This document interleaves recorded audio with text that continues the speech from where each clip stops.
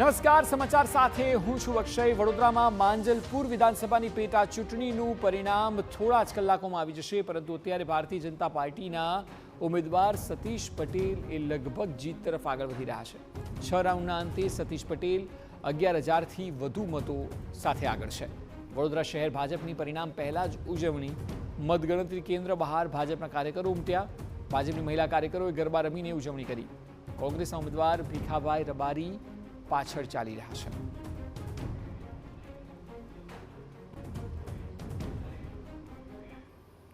આ વિષય પર વધુ માહિતી આપી રહ્યા છે અમારા સંવાદદાતા અંજલિ। જે પ્રકારે અત્યારે પરિણામ આવી રહ્યા છે તે મુજબ એક વાત સ્પષ્ટ છે કે આ બેઠક ઉપર ભારતીય જનતા પાર્ટીનો દબદબો યથાવત રહેશે અને એટલા માટે જ કદાચ કાર્યકરોએ ઉજવણી પણ શરૂ કરી દીધી છે।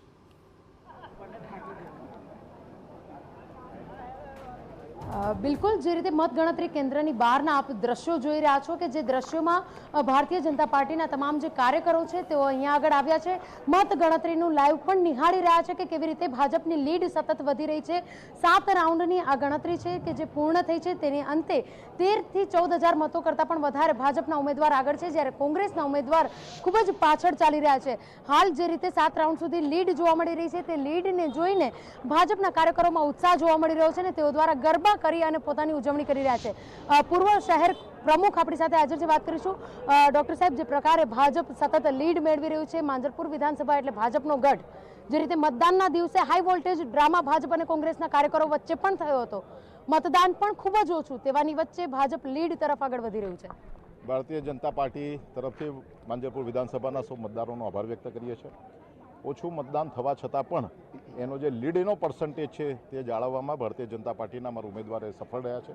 સતીશભાઈ પટેલ અત્યારે જ્યારે 7 રાઉન્ડ પૂરા થયા છે 19 રાઉન્ડમાંથી, ત્યારે લગભગ 15,000 મતોના લીડથી આગળ છે। એ અમારા માટે ખુશીની બાબત છે અને માટે જ આપ જોઈ શકો છો કે મોટી સંખ્યામાં કાર્યકર્તાઓ આજે જશ્નનો માહોલ મનાવી રહ્યા છે। અચ્છા, આજે માંજલપુર વિધાનસભાની પેટા ચૂંટણી હતી, તેના પ્રચાર માટે પ્રદેશ, કેન્દ્ર, તેની સાથે વડોદરા શહેર જિલ્લાના તમામ કાર્યકર્તાઓને અલગ અલગ જવાબદારીઓ સોંપી દેવામાં આવી હતી।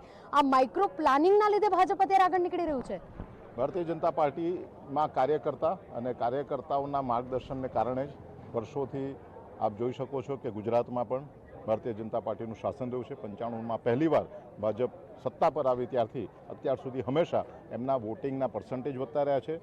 ભાજપને મળનારા મતોની સંખ્યા પણ વધતી રહી છે અને દર વખતે નંબર ઓફ સીટ પણ વધતી ગઈ છે। એનું એકમાત્ર કારણ જો હોય તો ભાજપના કાર્યકર્તાને કઈ રીતે કામ કરવું એનું માર્ગદર્શન સતત મળતું હોય છે। પછી ચૂંટણીનો સમયગાળો હોય કે ચૂંટણીનો સમયગાળો ન પણ હોય, ને માટે જ આપ જોઈ શકો છો કે માનનીય મુખ્યમંત્રી શ્રી, માનનીય deputy chief minister Harshbhai Sanghvi સાહેબ, માનનીય પ્રદેશના અધ્યક્ષ જગદીશભાઈ, પૂર્વ અધ્યક્ષ માનનીય પાટીલ સાહેબ અને ઘણા બધા નેતાઓ અહીંયા આવ્યા, કાર્યકર્તાઓને માર્ગદર્શન આપ્યું। વાતાવરણ બાય ઇલેક્શનનું હોવાથી પર્સન્ટેજ ઓછું મતદાન થાય એવી સંભાવના વચ્ચે પણ વધુમાં વધુ લોકો સુધી પહોંચવા માટેનો પ્રયત્ન કરવામાં આવ્યો અને માટે જ આજે 7 રાઉન્ડ પૂર્ણ થયા છે। 7 રાઉન્ડમાં 15,000 એટલે લગભગ 2,200 જેટલા પર રાઉન્ડના અત્યાર સુધીના સરસાઈ રહ્યા છે। 19 રાઉન્ડ ગણીએ તો 40,000 કરતાં પણ વધારે મતોની સરસાઈથી ભારતીય જનતા પાર્ટીના અમારા ઉમેદવાર સતીશભાઈ પટેલ જીતશે। આ વિસ્તારે ભારતીય જનતા પાર્ટીનો ગઢ રહ્યો છે। માનનીય યોગેશભાઈ પટેલે આટલા વર્ષોમાં કરેલી કામગીરી, અમારા હાલના કોર્પોરેટરશ્રીઓ એમના માધ્યમથી થઈ રહેલી કામગીરી અને અમારા કાર્યકર્તાઓને કારણે હું માનું છું કે આટલી મોટી સંખ્યામાં અમારી સરસાઈ થઈ રહી છે અને સતીશભાઈ પટેલ એ વિધાયક તરીકે આગળ વધી રહ્યા છે। બિલકુલ, જે રીતે સતીશ પટેલ અત્યારે આગળ વધી રહ્યા છે, હું આપને આ જે રોડ છે તેના દ્રશ્યો બતાવવાનો પ્રયત્ન કરીશ કે જે રીતે સ્થાનિક જે કાઉન્સિલરો છે તેની સાથે સાથે ભારતીય જનતા પાર્ટીના જે કાર્યકરો છે, તમામ લોકો અહીંયા જીતની ઉજવણી કરવા માટે અહીંયા આગળ પહોંચ્યા છે। ઢોલ નગારાને પણ તૈયાર રાખવામાં આવ્યા છે કે જે પ્રકારે પરિણામ સ્પષ્ટ થઈ જાય ત્યારબાદ અહીંયાથી જ વિજય સરઘસ કાઢવામાં આવે તે પ્રકારની જે તમામ તૈયારીઓ છે તેને આખરી ઓપ આપવામાં આવી રહ્યું છે। હાલ જે રીતે 7 રાઉન્ડની ગણતરી પૂર્ણ થઈ છે, 8મા રાઉન્ડની ગણતરી શરૂ છે, ત્યારે તમામ લોકોમાં જે ઉત્સાહ છે ભાજપના કાર્યકરોમાં, તે ઉત્સાહનો માહોલ જોવા મળી રહ્યો છે। બીજી તરફ કોંગ્રેસના કાર્યકરો અહીંયા નહિવત સંખ્યામાં હાજર દેખાઈ રહ્યા છે, એટલે કે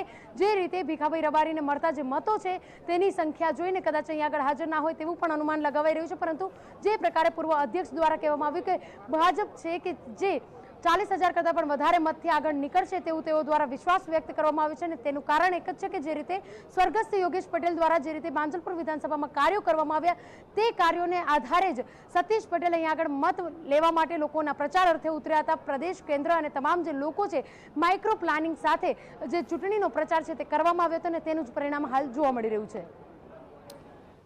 જી બિલકુલ, તો જે પ્રકારે અત્યારે પરિણામ 7 રાઉન્ડના અંતે છે તે ભારતીય જનતા પાર્ટીની લીડ છે. 19 રાઉન્ડ ટોટલ છે અને તેમાં ભારતીય જનતા પાર્ટી જીતનો વિશ્વાસ વ્યક્ત કરી રહી છે.